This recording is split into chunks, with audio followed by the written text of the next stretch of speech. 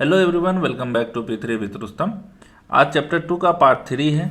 यहाँ तक हम पहुँच चुके हैं। आई होप कि वीडियो आपको पसंद आ रहा हो। कमेंट बॉक्स में ज़रूर बताइएगा। अगर नहीं पसंद आ रहा तो बुराई भी करके आप जा सकते हैं, और अगर सजेशन देना है तो वो भी आप करके जा सकते हैं, तारीफ़ करना है तो वो भी आप करके जा सकते हैं। लेकिन करके ज़रूर जाइए, जिससे हमें समझ में आए कि कहाँ तक हम पहुँच पा रहे हैं।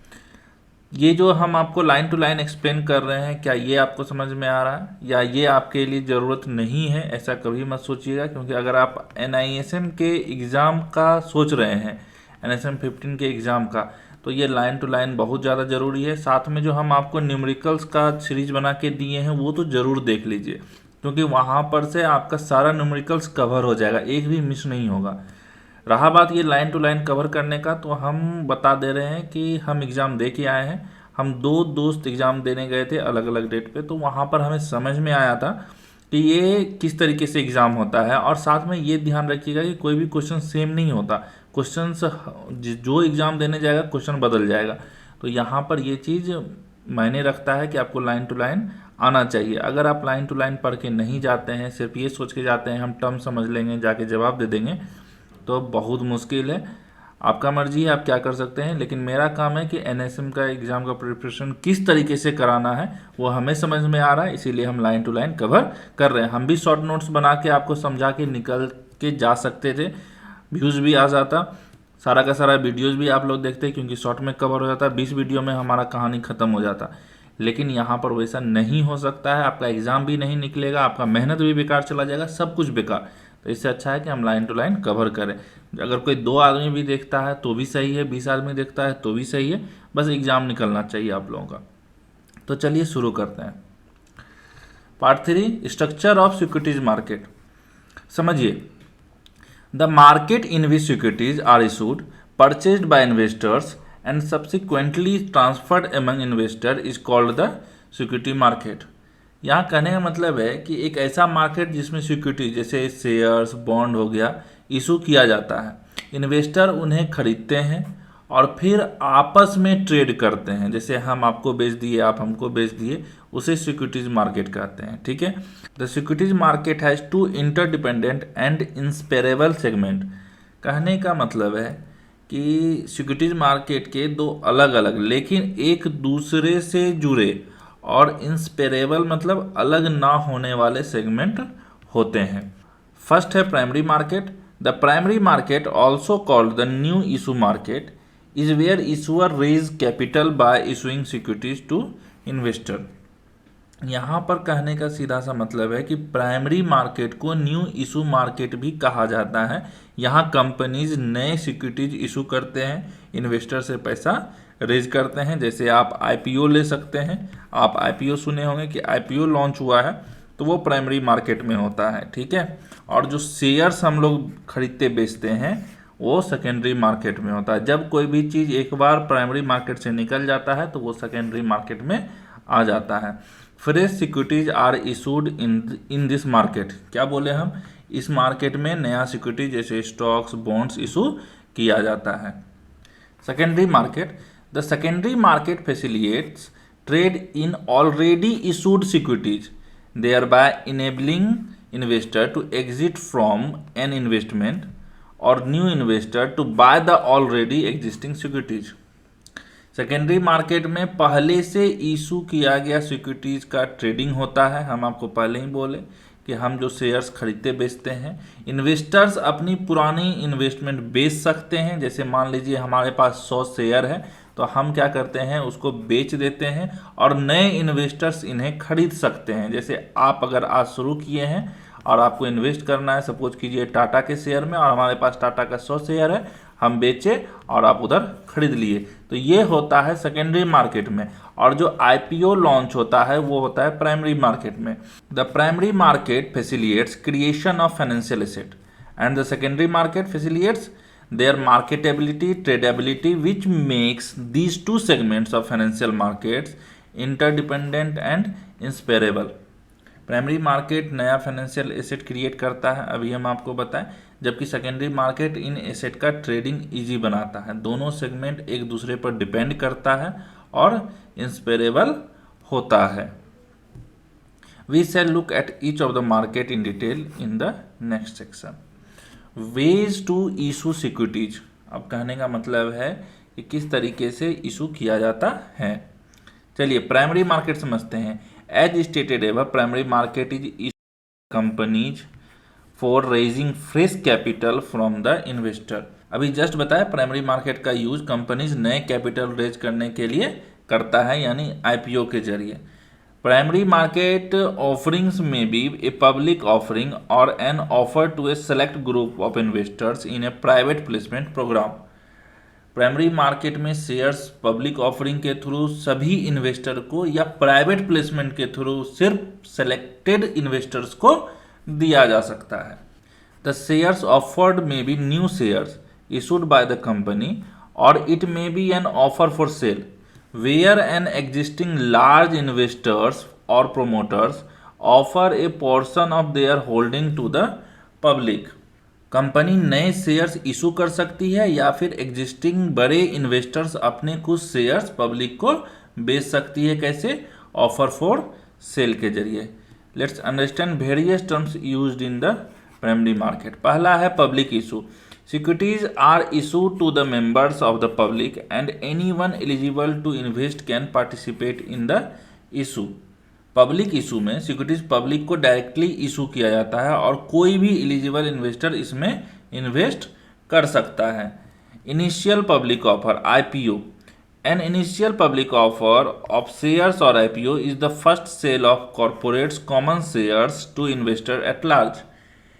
आईपीओ का मतलब है किसी कंपनी का पहली बार अपनी शेयर पब्लिक को बेचना। सीधा सा याद रखिए, पहला बार अगर शेयर बिका तो वह पब्लिक आईपीओ के जरिए ही बिकेगा। आईपीओ क्या होता है वो आपको पता है, जब नया कोई कंपनी होता है या बहुत पुराना भी कंपनी है लेकिन उसको मार्केट में आना है या एनएससी या बीएससी पे अपने शेयर को लिस्ट करना है तो उसमें क्या होता है, उसे आईपीओ लॉन्च करना पड़ता है। आईपीओ के जरिए वो क्या करता है, नया जो है पैसा या कैपिटल रेज करता है। ये है आईपीओ का फंडा। तो आईपीओ में अगर आप लोग अभी तक काम किए तो आपको समझ में आया होगा कि आईपीओ कब आता है, जब एनएससी या बीएससी पे कंपनी लिस्ट होता है और उसे फ्रेश कैपिटल का जरूरत पड़ता है तो वो क्या करता है, कंपनी आईपीओ लॉन्च करता है। The main purpose of an IPO is raise equity capital for further growth of the business. IPO का मेन पर्पस क्या होता है, बिजनेस एक्सपेंड करने के लिए कैपिटल रेज करना। Eligibility criteria for raising capital from the public investor is defined by SEBI in its regulation and include minimum requirements for net tangible asset, profitability and net worth. SEBI ने कुछ minimum requirement set किया हुआ है। कैसे? जैसे net tangible asset, profitability, net worth, जो हर company को IPO launch करने के लिए फुलफिल करना होता है। SEBI's regulations also impose timelines within which the securities must be issued and other requirements such as mandatory listing of the shares on a nationwide stock exchange and offering the share is dematerialized from।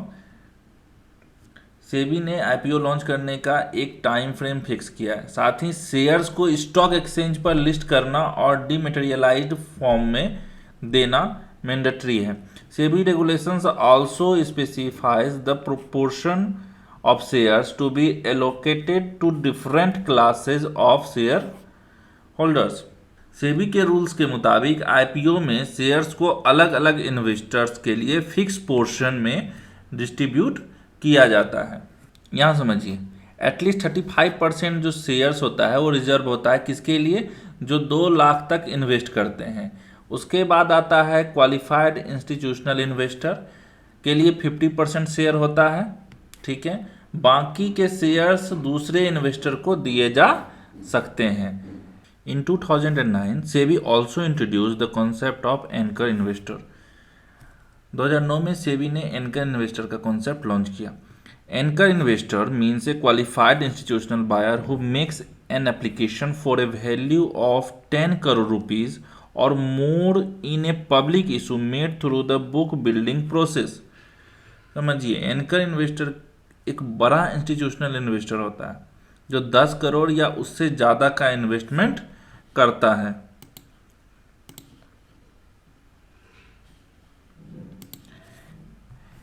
Anchor investors can be allocated up to 60% of the portion allocated to QIBs.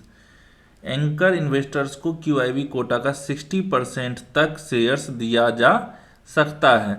Binding for them opens 1 day before the IPO, open for public subscription. यहाँ समझिए, anchor investor के लिए IPO एक दिन पहले ही open होता है.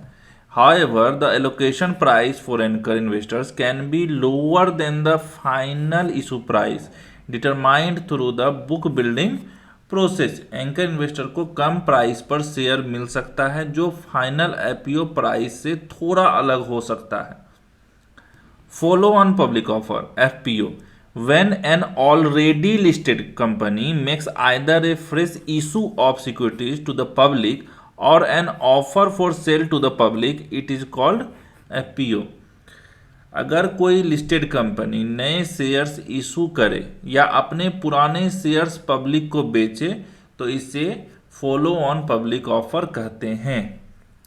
When a company wants additional capital for growth or desires to redo its capital structure by retiring debt, it raises equity capital through a fresh issue of capital in a follow-on public offer. अगर एक company expansion या अपना डेप्ट कम करना चाहती है तो वो FPO के थ्रू नए शेयर्स इशू करके पैसा रेज कर सकती है.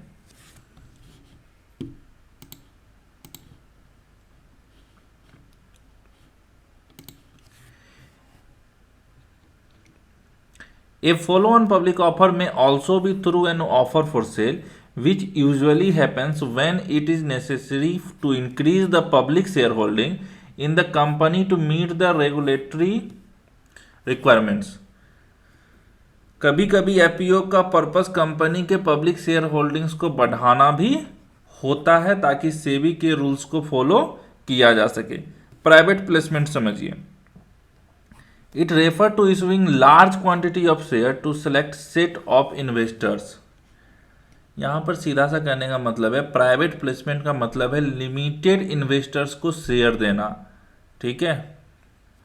According to companies act 2013, the number of investor to whom shares are issued under private placement should not exceed 50. Companies act 2013 के मुताबिक प्राइवेट प्लेसमेंट में मैक्सिमम 50 इन्वेस्टर्स को शेयर दिया जा सकता है.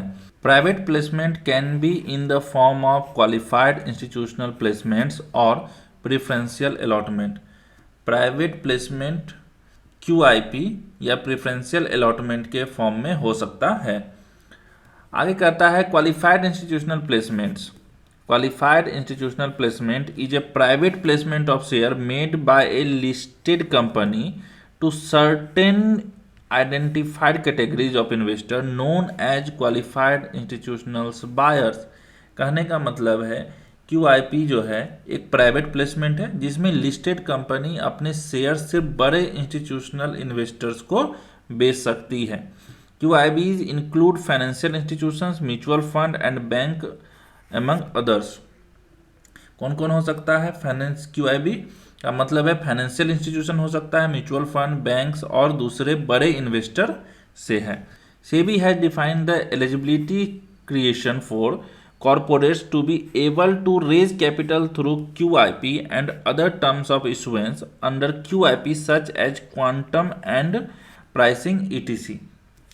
कहने का मतलब है सेबी ने QIP के रूल सेट किए हैं जैसे कितने शेयर्स इशू होंगे और उनका प्राइस क्या होगा. अब समझते हैं प्रेफरेंशियल इशूज क्या होता है. Preferential issues mean an issue of specified security by a listed issuer to any select person or group of person on a private placement basis and does not include an offer of specified security made through a public issue. Preferential issue का मतलब है जब company कुछ selected investor को shares देती है बिना public offering के. प्रेफरेंशियल से समझ जाइए कि भैया कोई सेलेक्टेड इन्वेस्टर का बात चल रहा है. The issuer is required to comply with various provision defined by SEBI which inter alia includes pricing disclosures in the notice lock-in addition to the requirements specified in the companies act. SEBI के rule के मुताबिक company को shares की pricing, disclosure और lock in period का ध्यान रखना होता है। The requirements of SEBI regulations with respect to a public issue do not apply to a private placement. Public issue वाले सेबी के रूल प्राइवेट प्लेसमेंट पर लागू नहीं होते हैं। A privately placed security can be listed on a stock exchange provided it means the listing requirements of SEBI and the stock exchange. अगर एक private placement SEBI के लिस्टिंग रूल्स फॉलो करता है तो उसके शेयर्स स्टॉक एक्सचेंज पर लिस्ट हो सकते हैं। राइट एंड बोनस इशूज क्या होता है? Securities are issue to existing share holders of the company as on a specific cut off date, enabling them to buy more securities at a specific price in case of rights or without any consideration in case of bonus। समझिए, right issue, company अपने existing share holders को discount price में नए shares खरीदने का option देता है, तो राइट शेयर इशू हो गया। बोनस इशू क्या है? कंपनी फ्री में एक्स्ट्रा शेयर्स देती है बिना किसी पेमेंट के बोनस में। ठीक है,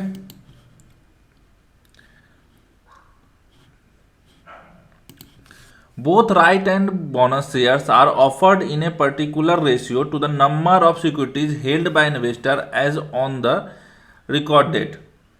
अब यहाँ कहने का क्या मतलब है कि राइट्स और बोनस शेयर्स एक फिक्स्ड रेशियो में दिया जाता है जो इन्वेस्टर्स के एग्जिस्टिंग शेयर्स पर डिपेंड करता है। An investors who has been awarded right shares has 3 options: exercise the right, transfer the right to another investor, let the right lapse. कहने का मतलब है अपने लिए नए शेयर्स बाय कर ले, ठीक है, राइट किसी और इन्वेस्टर को बेच दे, ठीक है, राइट लैप्स होने दे, कोई एक्शन नहीं लिया, ठीक है। On other hand, in case of bonus, additional shares are conferred on to the existing share holders without any consideration in lieu of dividends. देखिए समझिए, बोनस शेयर जो है फ्री में दिया जाता है और ये डिविडेंड्स के अल्टरनेटिव होता है। Companies can issue bonus shares only if they have sufficient amount of retained earning. Company सिर्फ तभी बोनस शेयर इशू कर सकती है जब उनके पास अच्छे रिटेन अर्निंग हो। अगर कंपनी के पास रिटेन अर्निंग नहीं है तो कंपनी बोनस शेयर कहाँ से इशू करेगी? पैसा ही नहीं होगा तो। When a bonus issues is made, an amount equivalent to the value of the share issued should be transferred from retained earnings to share capital। Bonus share देने के लिए कंपनी को अपने रिटेन अर्निंग को शेयर कैपिटल में convert करना होता है।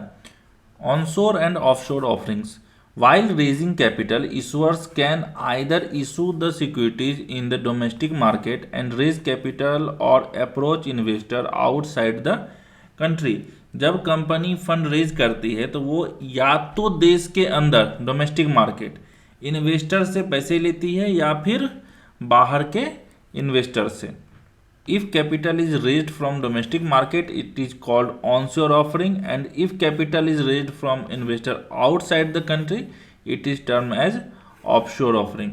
अगर कंपनी देश के अंदर से कैपिटल रेज कर रही है तो क्या हो जाएगा? ऑनशोर, और बाहर से कर रही है तो offshore offering. Offer for sale, an offer for sale is a form of share sale where the shares offered in an IPO और FPO are not fresh share issued by the company but an offer by existing shareholders to sell share that have already been allotted to them। Offer for cell एक तरीका है जिसमें नया shares issue नहीं किया जाता बल्कि एग्जिस्टिंग जो शेयर होल्डर्स होता है अपने शेयर्स बेचते हैं जो उन्हें पहले से ही मिल चुका होता है। N offer for cell does not result in increase in the share capital of the company since there is no fresh issuance of shares। Offer for cell में कंपनी के शेयर कैपिटल में कोई बढ़ोतरी नहीं होती क्योंकि नए शेयर्स इशू नहीं होते हैं। The proceeds from the offer go to the offers who may be promoters or other large investors.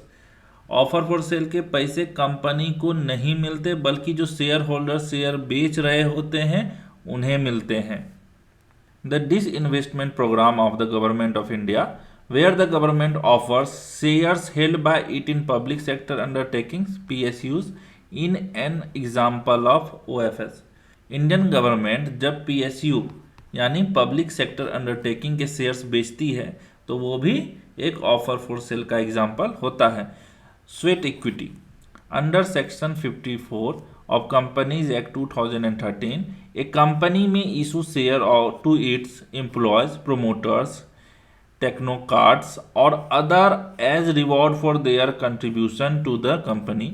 This share are referred as sweat equity. अब समझिए स्वेट इक्विटी होता क्या है। स्वेट इक्विटी का मतलब है जब कंपनी अपने एम्प्लॉय या प्रमोटर को उनके कंट्रीब्यूशन के बदले शेयर्स देती है। The purpose of issuing the share is to motivate employees and top management or any other recipient to work in the interest of the company. Sweat equity का main purpose क्या होता है? Employees और management को motivate करना ताकि वो company के लिए अच्छा काम करे। It helps reduce the agency risk arising on account of separation of management and ownership. Sweat equity management और ऑनरशिप के बीच का गैप कम करने में मदद करता है। समझ में आया? Although the main purpose of sweat equity is not to raise capital, the transaction does involve issuing new shares। Sweat equity का मेन पर्पस फंड रेज करना नहीं होता लेकिन नए शेयर इशू किए जाते हैं। Employ stock option scheme are instruments given by a company to its employ that give them an option to buy the shares of the company at predetermined price after a period of time. कहने का मतलब है employ stock option scheme जो है एक option है जो company अपने एम्प्लॉय को देता है जिसमें वो फिक्स्ड प्राइस पर शेयर्स बाय कर सकता है एक सर्टेन टाइम के बाद। Typically the vesting period is more than 1 year and companies may stipulate additional conditions for vesting. कहने का मतलब है कि जो एम्प्लॉय स्टॉक ऑप्शन स्कीम है के लिए एक मिनिमम वेस्टिंग पीरियड 1 साल या उससे ज़्यादा होता है और कंपनीज अपने रूल्स के हिसाब से कंडीशंस भी लगा सकता है।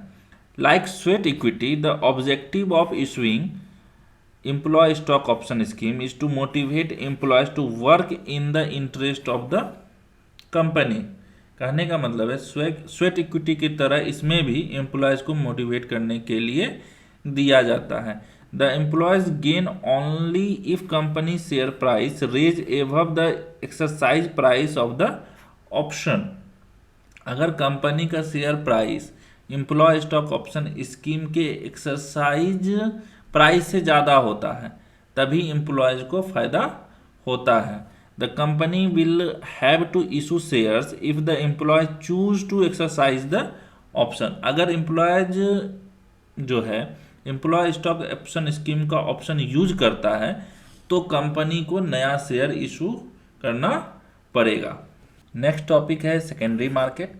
While the primary market is used by issuers for raising fresh capital from the investor through issue of securities the secondary market provides liquidity to these instruments.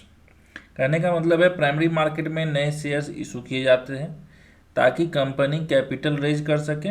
वहीं पर सेकेंडरी मार्केट में ये शेयर्स ट्रेडिंग के लिए available होते हैं जिससे liquidity बनी रहे।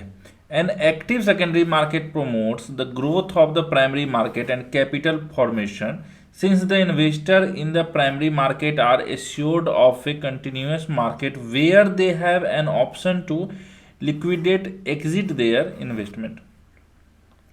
कहने का मतलब है सेकेंडरी मार्केट से प्राइमरी मार्केट भी ग्रो होता है क्योंकि इन्वेस्टर को ये भरोसा मिलता है कि अगर उन्हें शेयर बेचने हैं तो उन्हें एक प्रॉपर मार्केट मिलेगी।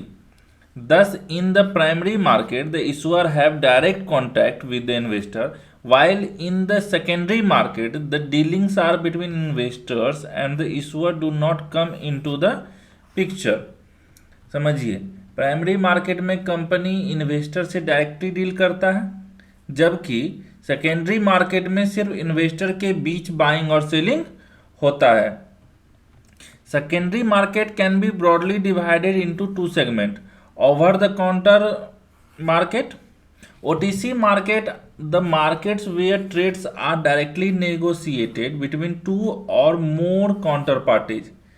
ठीक है, OTC मार्केट में शेयर्स का डायरेक्टली नेगोशिएशन होता है बायर और सेलर के बीच में, कोई स्टॉक एक्सचेंज इन्वॉल्व नहीं होता है.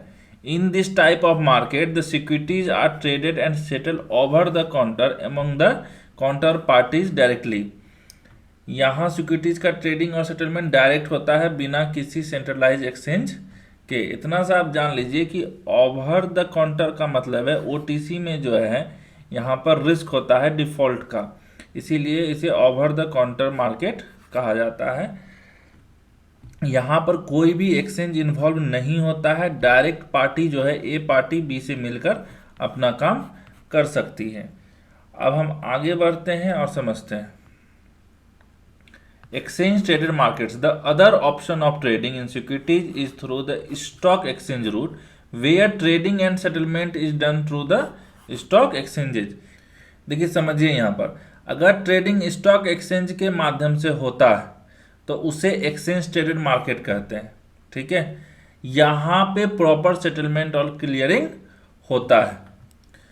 The trades executed on the exchange are settled through the clearing corporation, which acts as a counterparty and guarantees the settlement of the trades to both buyers and sellers.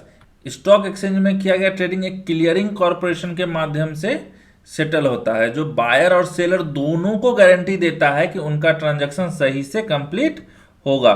Trading a formal contract to buy or sell securities is termed as trading. जो लोग shares bye cell करते हैं एक formal contract के अंदर, तो उसे trading कहते हैं. As defined above, trading can be done either in the over the counter market or the exchange traded market. Trading दो तरीके से हो सकती है, OTC मार्केट या एक्सचेंज ट्रेडेड मार्केट के माध्यम से. Stock exchanges in India feature an electronic order matching system that facilitates efficient and speedy execution of trades.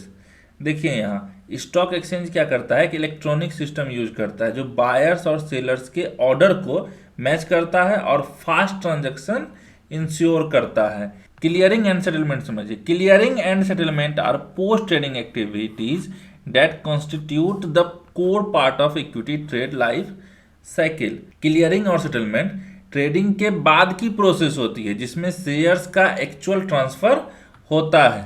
Clearing activities is all about ascertaining the net obligations of buyers and seller for a specific time period. Clearing का काम होता है buyer और seller के obligation को calculate करना कि किसने कितने शेयर्स देने हैं और किसने कितना पैसा देना है. And settlement is the next step of settling obligations by delivering shares and paying money. Settlement का मतलब होता है बायर को शेयर्स देना और सेलर्स को पैसा मिलना. While OTC transactions are settled directly between the counterparties, clearing corporation is the entity through which settlement of securities takes place for all the trades done on stock exchanges. OTC market में buyer और seller खुद ही settlement करते हैं. ठीक है, लेकिन stock exchange में एक क्लियरिंग कॉरपोरेशन होता है जो इंश्योर करता है कि सब कुछ स्मूथली एग्जीक्यूट हो. The details of all transaction performed by the brokers are made available to the clearing house by the stock exchange. जो भी ब्रोकर्स ट्रेडिंग करता है उनकी सारी डिटेल क्लियरिंग हाउस को दी जाती है ताकि ट्रांजैक्शंस की ट्रांसपेरेंसी बनी रहे. The clearing house gives an obligation report to brokers and custodians who are required to settle their money or securities obligations within the specified deadlines. कहने का मतलब है क्लियरिंग हाउस ब्रोकर्स और custodians को एक report देता है जिसमें लिखा होता है कि किसने कितने शेयर्स डिलीवर करने हैं और किसने कितना पैसा देना है. Following which they are required to pay penalties. अगर ब्रोकर और कस्टोडियन अपने ऑब्लिगेशंस टाइम पर फुलफिल नहीं करता है तो उन्हें पेनल्टी देना पड़ता है. In practice, the clearing corporation provides full novation of contracts between buyers and sellers, which means it acts as buyer to every sellers and seller to every buyer. Clearing corporation buyer के लिए seller और seller के लिए buyer की तरह act करता है ताकि रिस्क मिनिमाइज हो और ट्रांजेक्शन स्मूथली हो सके. As a result the counter party risk is substantially reduced for the investors. यहाँ पर है इस सिस्टम की वजह से इन्वेस्टर का रिस्क काफ़ी कम हो जाता है क्योंकि क्लियरिंग कॉरपोरेशन ट्रांजेक्शन्स का गारंटी लेता है. रिस्क मैनेजमेंट समझिए. In OTC transactions counter parties are expected to take care of the credit risk on their own. कहने का मतलब है ओटीसी ट्रांजेक्शन्स में काउंटर पार्टीज को अपना क्रेडिट रिस्क खुद मैनेज करना पड़ता है. In exchange traded world, the clearing corporation as defined above gives settlement guarantee of trades to the counterparties. Exchange traded market में clearing corporation trades का settlement guarantee देता है counterparties को. This expose of the clearing corporation to the risk of default by the buyers and sellers. यह clearing corporation को buyer और seller के default होने के risk में डाल देता है. To handle this risk, the clearing corporation charge various kinds of margins. Most prominent among these margins are initial or upfront margin, peak margin and mark to mark margins. इस risk को manage करने के लिए clearing corporation अलग अलग तरह का margin charge करती है. इन मार्जिन में सबसे इंपॉर्टेंट क्या है? इनिशियल या upfront margin, peak margin and mark to mark, जिसे MTM मार्जिन कहते हैं. Initial margin is a percentage of transaction value arrived to based on concept of value at risk philosophy. Initial margin एक percentage होता है transaction value का जो value at risk philosophy के concept पर बेस्ड होता है. MTM margin is the notional loss which an outstanding trade has suffered during a specified period on account of price movements. MTM margin एक notional loss होता है जो कि outstanding trade को एक स्पेसिफिक पीरियड में प्राइस मूवमेंट्स की वजह से हुआ होता है. तो यहाँ तक हमारा हो चुका है. आगे हम देखेंगे पार्ट 4 में. तो अगर आपको ये एक्सप्लेनेशन समझ में आ रहा है तो ज़रूर कमेंट बॉक्स में बता दीजिएगा. इसमें टाइम इसलिए इतना ज़्यादा लग रहा है क्योंकि टर्म बहुत ज़्यादा है और टर्म ज़्यादा होने के कारण जो है लाइन्स ज़्यादा पढ़ना पड़ रहा है. आपको मज़ा कब आएगा? चैप्टर 3 से मजा आएगा जिसमें हम सीखेंगे कुछ नया टर्म्स. उसमें बहुत कुछ आपको नया सीखने के लिए मिलेगा. तो यहाँ तक आप लोग थोड़ा सा कष्ट कर लीजिए, ये एक्सप्लेनेशन थोड़ा समझ लीजिए क्योंकि ये देखिए अगर आप बेस नहीं समझिएगा तो आगे आपके लिए मुश्किल होगा. तो चलिए आगे बढ़ते हुए, अगर आपको वीडियो अच्छा लगा है तो लाइक कर दीजिए, शेयर कर दीजिए, सब्सक्राइब कर दीजिए और अगर नहीं लगा है तो वो कमेंट बॉक्स में बता दीजिए क्या प्रॉब्लम है, क्या हमें सुधार करना चाहिए. मिलते हैं अगले वीडियो में.